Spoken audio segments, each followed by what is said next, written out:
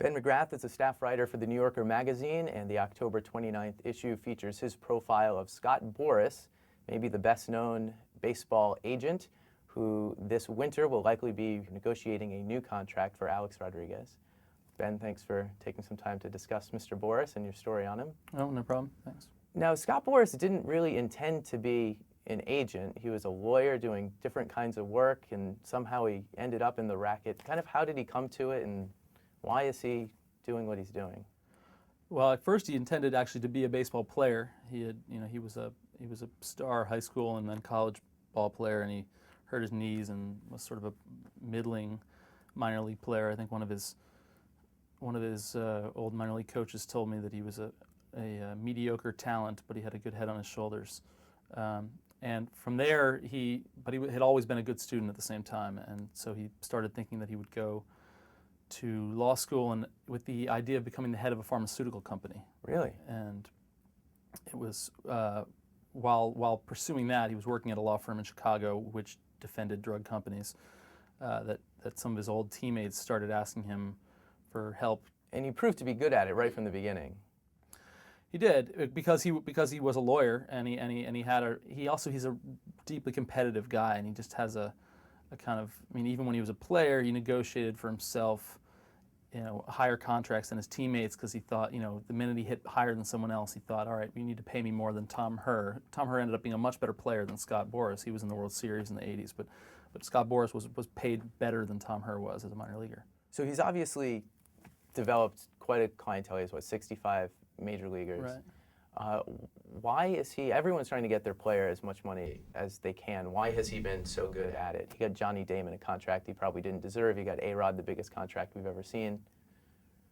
When I would ask that question around to other agents, team executives. Why does he seem to do better than other guys? What makes Boras good at what he does? I think every single person began with saying, well, first of all, he's very well prepared. And if you think about that, that's kind of a weird thing to say, because it doesn't say very much about the industry. It suggests that everyone else isn't prepared. It suggests that, you think of preparation in a professional environment. Preparation is sort of a baseline. You take that, there might be people who are unprepared. You think to talk about a lack of preparation, but preparation is supposed to be taken for granted. Everyone remarks about how well prepared Scott Boras is, and I think they're right. He is very well prepared, but it's a strange way to begin to explain why someone is possibly the best in an industry at what he does, is that he's prepared. He's confident. And so I think that this is a business, and this goes back to what Boras likes to talk about in stressing his own role as a lawyer rather than an agent. I think on some level, he knows this. He's working in an industry where many of the people who are participating think that they're in the sports world and not in the business world. And he has for 25 years been confident about saying, well, okay, I once played baseball. I know what you do in baseball, but this is what we do in business. One thing you describe in the article is Boras, it seems like almost controlling the amateur draft because he has so many of these prospects. How does he do that? Well, and the amateur draft is the one area where he has really made a singular mark. So I think this year, for instance, he represented about a dozen guys who were drafted, maybe 10.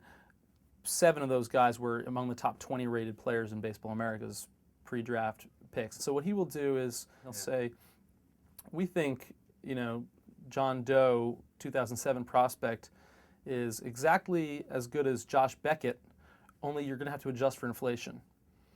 And the teams are at that point welcome to draft him, but Boras has an established pattern of not backing down from that. And so he basically tells the team what the price is, and then they decide whether to buy when their draft pick comes up.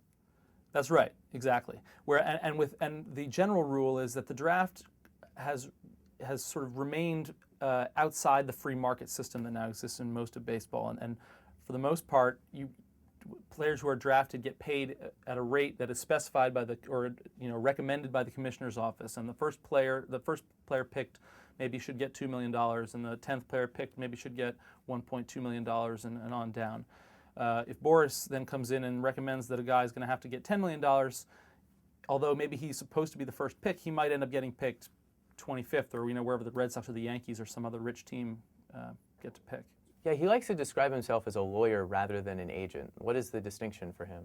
The distinction for him, I think, is partly rhetorical. An agent, in his mind, is what people think of when they watch Jerry Maguire or when they watch Arliss on HBO. Which he hates, both of them, right? Yes, he really does. He knows the actor who starred in Arliss, and his name is Robert Wool, and Robert Wool asked Boras to be a guest star on that show once, and Boras just said, absolutely not. I disapprove of your show. I hate your show. He hates the association with Jerry Maguire. He thinks that those guys are people whose business is all about attitude and just sort of hanging around near sports stars, lackeys, being a valet, kind of, carrying the cell phone for the players, driving them around in a sports car. Boras sees his work as a very, lawyerly, I represent you, I advise you what your legal options are. Yeah, this is one part where I have a hard time understanding who Scott Boras is or what he's after, because in certain regards he seems attention hungry. He does things to grab headlines, maybe for his client, but then by association for him. But then he refused to be on that ESPN reality show. He refused to be on Arliss. What type of publicity is he looking for? Is he someone who likes the focus being on him? Did he like you being in his office writing a profile about him? I think he definitely likes working with the press. One of the strengths of his business has been his willingness to talk to the media and to a large extent manipulate the media. I think there have been a lot of very credulous stories reported about the size of Boras's operation over the years, and he has this office in Newport Beach. It's kind of almost like a baseball museum, and he takes people through it and shows people how many employees he's got and all this data that he's got, and a lot of people just sort of take it at face value that this guy knows more about baseball than everyone. I think he knows a lot about baseball, but there are plenty of people who also know that, and you could find most of the information that he's got, I think, probably just looking around on the internet.